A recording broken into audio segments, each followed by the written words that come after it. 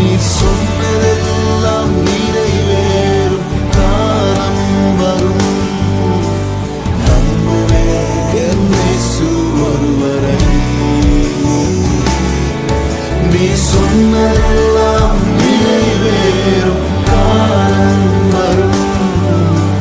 நம்புவேன் என் இயேசு ஒருவரை. பிரேயர் வாரியர்ஸ் மினிஸ்ட்ரி இன்றைய வாக்குத்தத்தம் ஆகாய் அதிகாரம் 2 இறைவார்த்தை 5.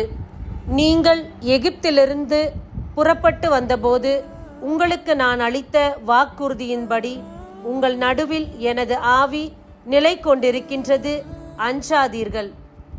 கிறிஸ்துக்குள் பிரியமானவர்களே, இந்த நாளில் ஆண்டவருடைய வார்த்தை நமக்கு சொல்ல வருவது என்னதென்றால், இதோ தேவன் நாம் எங்கு சென்றாலும் எந்த காரியத்தை செய்தாலும் அவர் நம்மோடு ஆவியினால் இடைப்பட்டு இருக்கின்றார். ஆற்றலாலும் அல்ல, நம்முடைய வலிமையாலும் அல்ல, ஆண்டவரின் ஆவியினாலே எல்லாம் ஆகும். இந்த நாள் தேவனுடைய ஆவி நம்மோடு கூட இடைப்பட போகின்றது. தூய ஆவியானவர் தாமே நம்முடைய ஒவ்வொரு செயல்பாட்டில் அவர் நிறைவுள்ளவராக தங்கி நம்முடைய வாழ்வில் நம்முடைய செயல்பாட்டில் இருக்கக்கூடிய எல்லா குறைவுகளையும் அவர் மாற்றி அமைக்க போகிறார்.